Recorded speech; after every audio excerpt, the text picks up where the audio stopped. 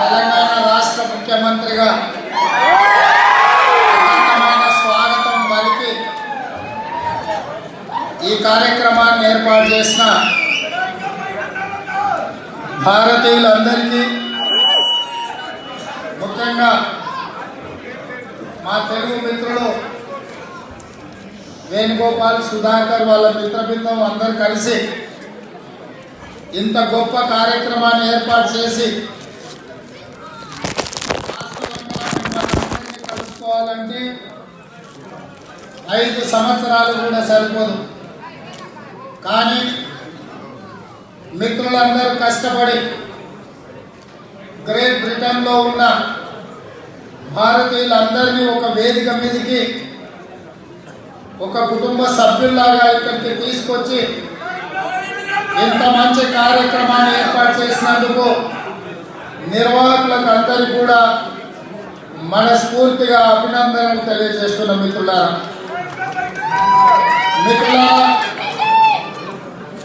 ఈ కార్యక్రమంలో తెలుగు ఉమ్మడి రాష్ట్రాల నుంచే కాదు, ఉత్తర భారతం నుంచి కూడా అభిమానంతో ముందుకొచ్చి వాతావరణం అనుకూలించకపోయినా, బయట చాలా చల్లగా ఉన్న లోపల మీ అందరి స్వాగతంతో ఒక మంచి వాతావరణం, వామ్ వెల్కమ్ మీరు చేస్తున్నారు. మీకు అందరికీ మనస్ఫూర్తిగా ధన్యవాదాలు.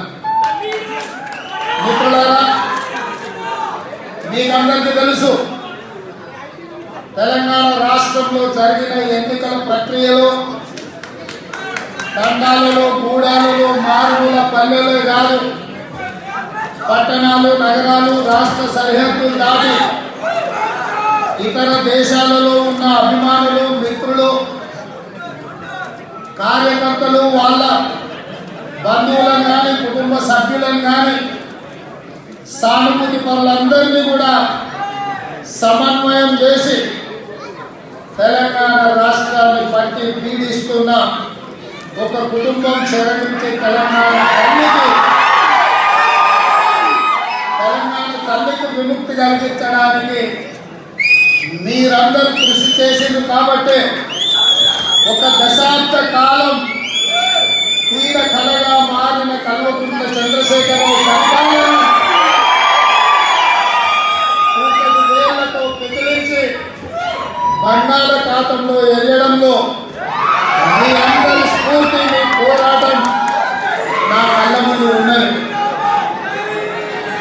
20 సంవత్సరాలు ప్రతిపక్షంలో, ప్రజలలో, ప్రజా సమస్యల మీద పోరాటం చేస్తూ నిత్యం ప్రజా సమస్యల పరిష్కారం కోసం మీ మధ్యలో ఉన్నాను. కాబట్టి ఈరోజు మీ గుండెల్లో పెట్టుకొని, మీ భుజాల మీద మోసి తెలంగాణ రాష్ట్ర ముఖ్యమంత్రిగా నాకు అవకాశం ఇచ్చి ఈరోజు గ్రేట్ బ్రిటన్లో ఇంత గొప్ప స్వాగతం పలికిందంటే దీని వెనకాల మీ అందరి కృషి, మీ అందరి కష్టం ఉన్నది.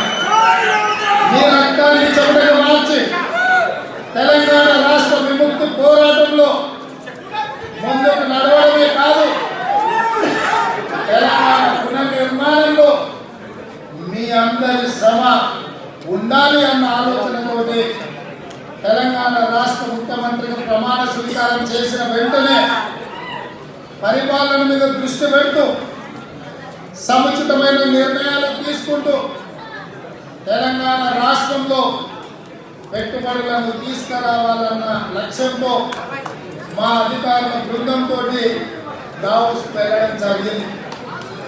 అక్కడ 48 గంటల్లో తెలంగాణ రాష్ట్రానికి 40,000 కోట్ల రూపాయలు తెచ్చి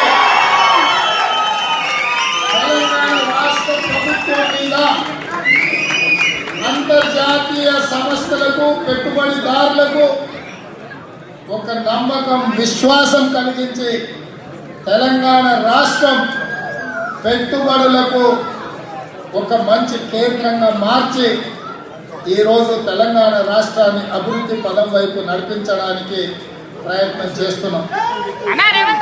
మిత్రులారా, దేశ సరిహద్దులు దాటిన తర్వాత రాజకీయాలు మాట్లాడొద్దు, రాజకీయాల చర్చ ఉండొద్దు. రాష్ట్రం యొక్క అభివృద్ధి లక్ష్యంగా పని చెయ్యాలి అని నేను బయలుదేరిన. కానీ ఈ 4 రోజుల్లో రాష్ట్రంలో జరుగుతున్న చర్చలు తండ్రి కొడుకు అల్లుడు కలిసి తెలంగాణ రాష్ట్రం మీద అక్కడ ప్రజలు ఎన్నుకున్న ప్రజా ప్రభుత్వం మీద చేస్తున్న దాడులను చూసిన తర్వాత మీ ద్వారా ఈ లండన్ గడ్డ మీద నుంచి, గ్రేట్ బ్రిటన్ నుంచి విల్లా, రంగా, చార్లెస్, శోభారాజులను హెచ్చరించాలని ఇవాళ మీ ముందు నుంచి, ఈ వేదిక నుంచి కొన్ని రాజకీయ పరమైన అంశాలు, పరిపాలన పరమైన విధానాలను ఇక్కడ నుంచి నేను మాట్లాడదలుచుకున్న మిత్రులారా. తెలంగాణ రాష్ట్రం ఈ దేశంలోనే కాదు, హైదరాబాద్ నగరం